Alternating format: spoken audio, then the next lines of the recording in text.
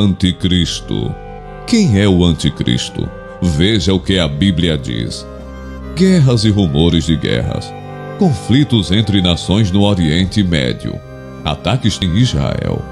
As manchetes do dia sugerem para muitas pessoas que estamos na contagem regressiva aos eventos finais do plano de Deus para este mundo.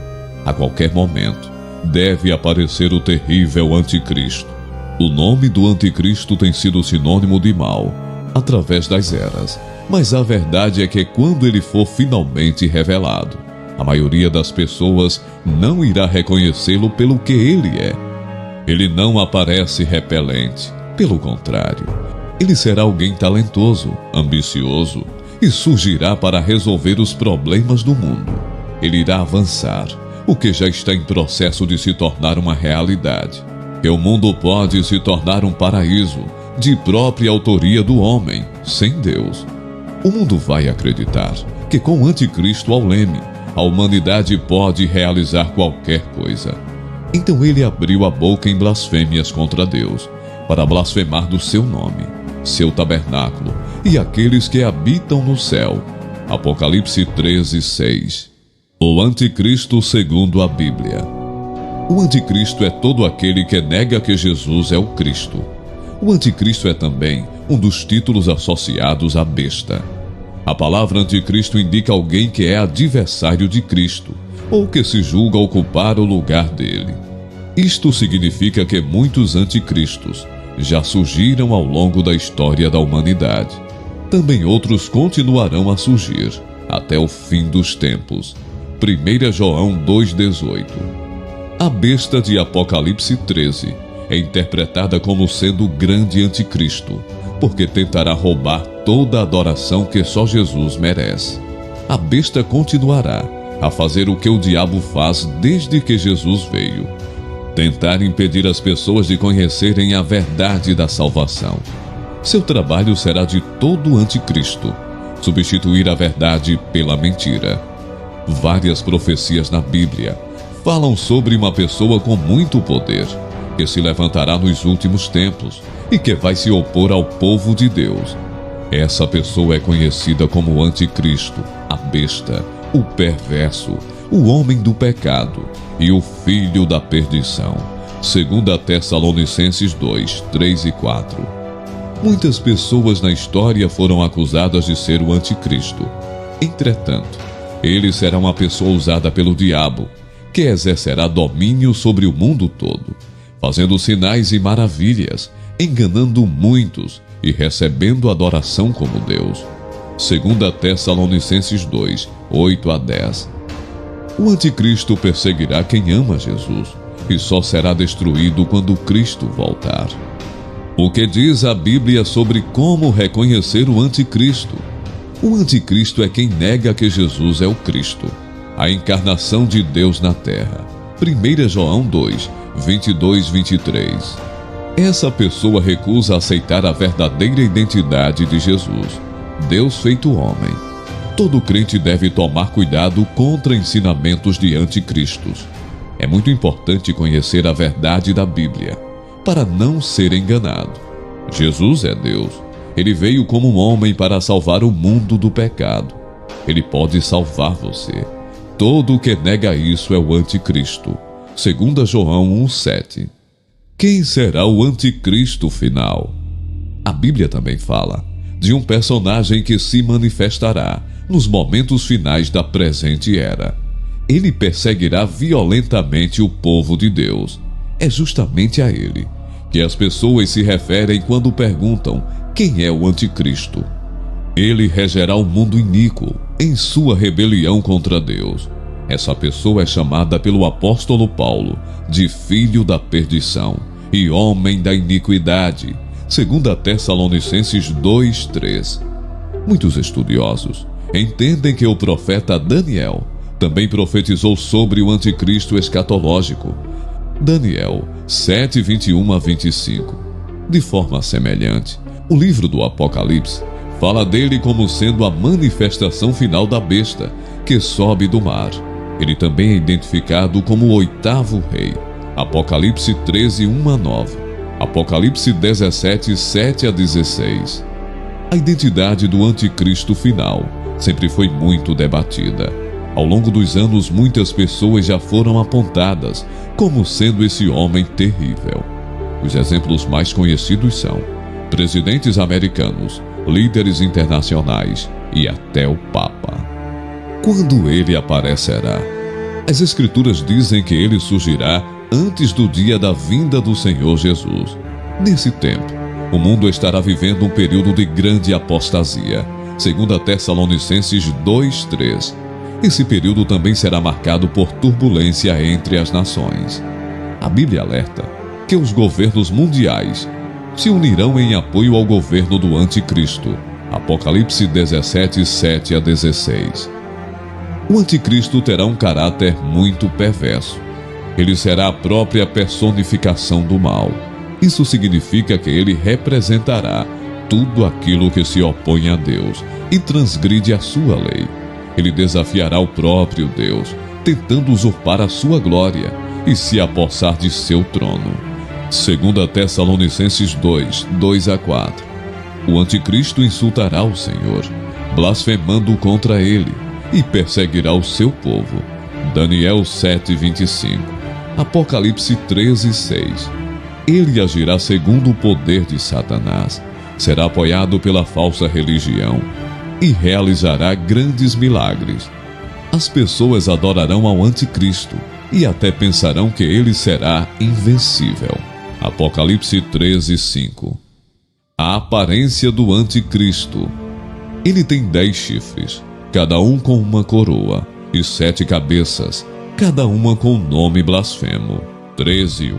As cabeças representam 6 governos sucessivos: Egito, Assíria, Babilônia, Média Pérsia, Grécia, Roma, sendo o 7º governo do anticristo.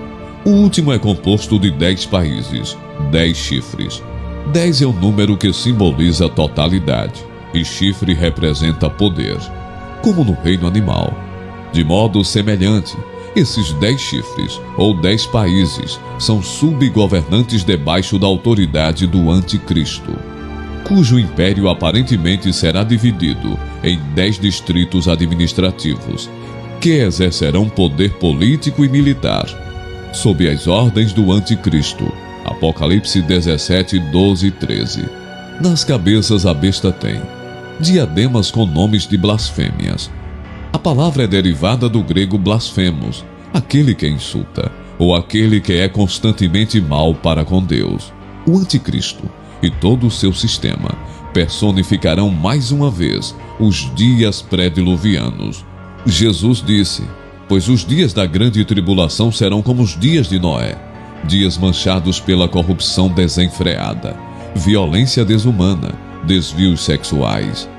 No decurso da história, toda vez que um monarca tem se identificado como Deus, ele blasfemou Deus verdadeiro.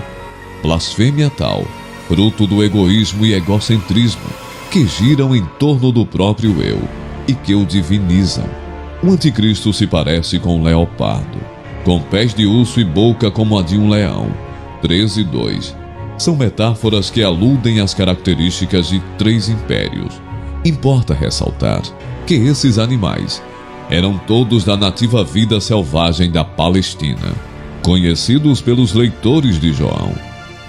O leopardo, Grécia Antiga, a versatilidade e agilidade dos gregos, na medida em que o seu exército avançava em busca de conquista, especialmente sob Alexandre o Grande. O urso, o Império Medo-Persa, retratando sua força feroz combinada com a sua grande estabilidade. E por fim, o leão, a Babilônia, retratando o poder feroz, consumidor e capacidade de se expandir dos babilônicos.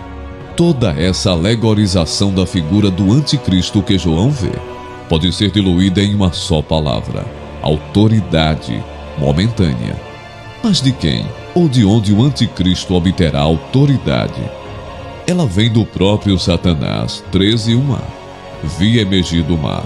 O mar representa o abismo ou poço, o antro reservado a uma casta diferenciada de demônios, um calabouço espiritual de segurança máxima.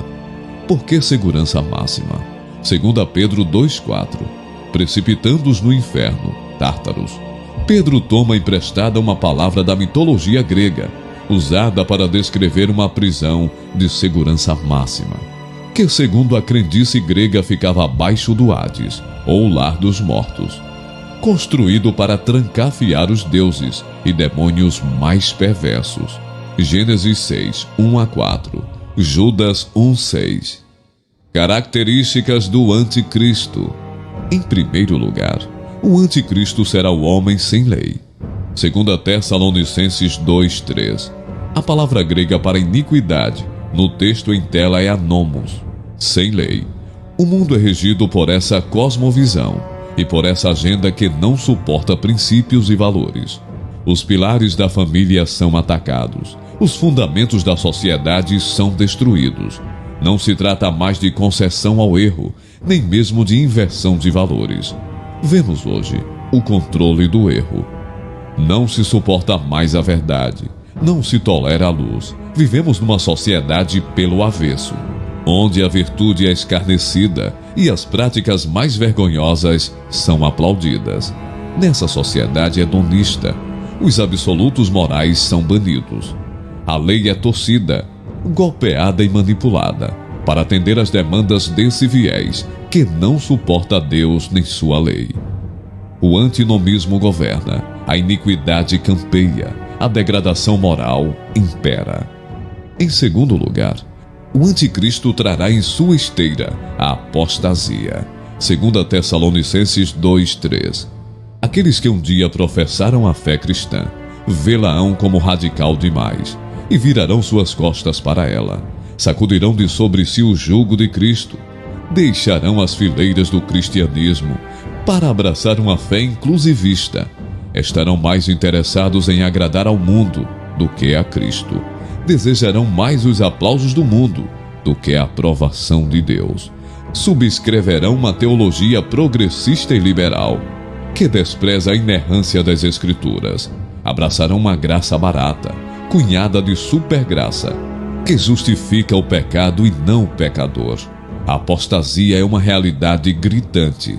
O nome de Deus tem sido banido dos parlamentos, dos palácios, dos tribunais, das escolas e até de algumas igrejas. Em terceiro lugar, o anticristo agirá na força de Satanás. 2 Tessalonicenses 2,9. O anticristo vem como opositor e substituto do verdadeiro Cristo.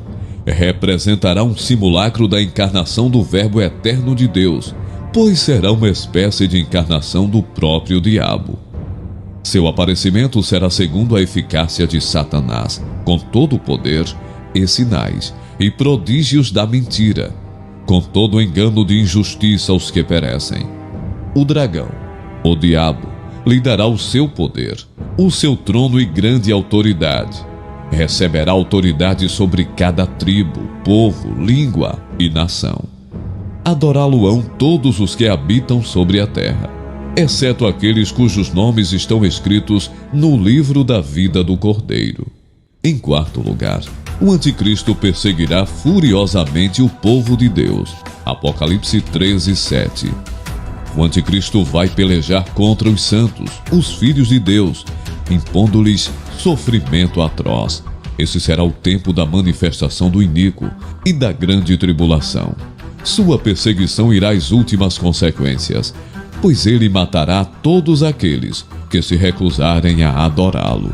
Mesmo o anticristo recebendo uma adoração universal, aqueles que têm selo de Deus e seus nomes escritos no livro da vida, jamais se dobrarão a ele. Ao contrário, mesmo morrendo, vencerão o diabo e o anticristo, pelo sangue do Cordeiro e pela palavra do testemunho. Em quinto lugar, o anticristo será destruído pela manifestação da vinda de Cristo. 2 Tessalonicenses 2:8. Cristo virá em sua majestade e glória, e o anticristo será quebrado sem esforço de mão humana.